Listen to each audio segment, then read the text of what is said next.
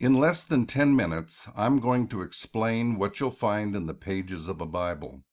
Despite the challenge, my goal is to make this as simple as possible, as well as meaningful for every individual who wants to know more. I'm Dan Smedra, and this is The Resolute Mind.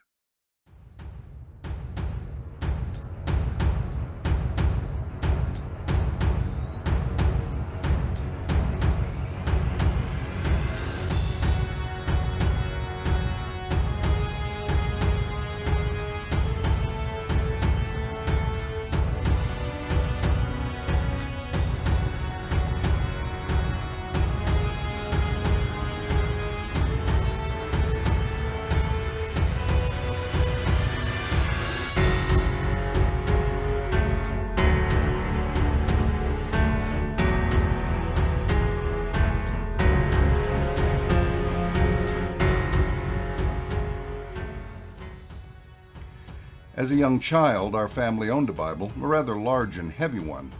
It had a fancy cover with full-color pictures of impressive Roman architecture and older men in colorful, ornate robes.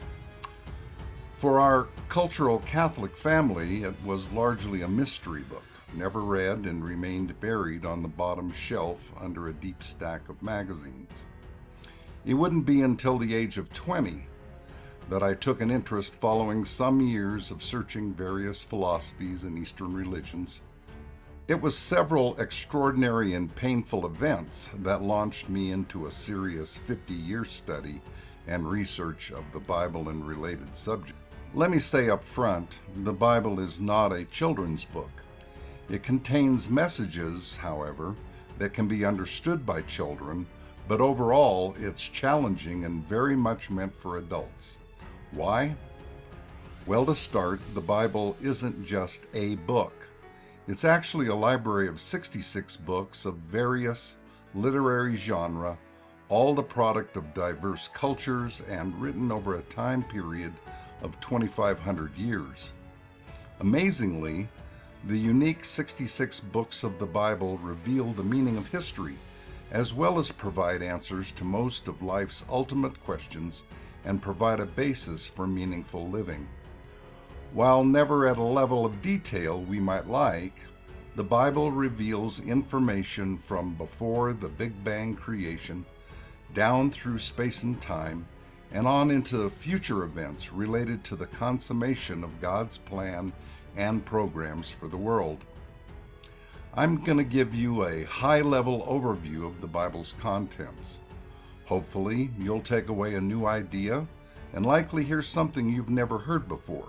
I'm saving lots of detail for later videos, but first I want to suggest that you avoid the commonly used division of Old and New Testaments, the first 39 books versus the last 27, which, in my opinion, has proven a subtle stumbling block for readers. In this bar graph, there are 5 segments representing the significant categories of biblical literature.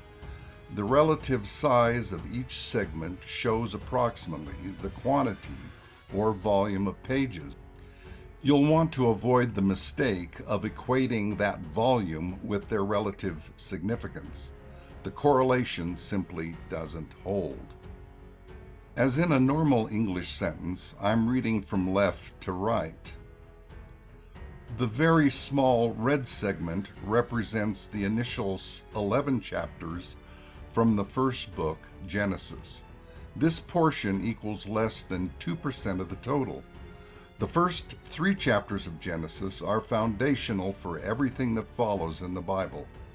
Here we find the creation of the cosmos, the creation of the first couple, Adam and Eve, the account of evil and corruption entering the world, as well as the point where humanity became broken and narcissistic, the self-centered essence of sin.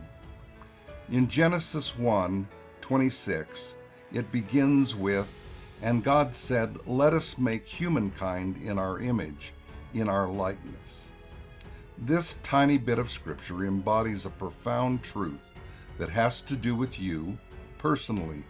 It's a key able to unlock the various messages of the Bible. We'll delve deeper into this critical subject in a following video. The next segment is the largest. It represents about 72%, 39 books covering stories of God's dealing with the tiny nation of Israel, his earthly people, and the religious observances he gave to them.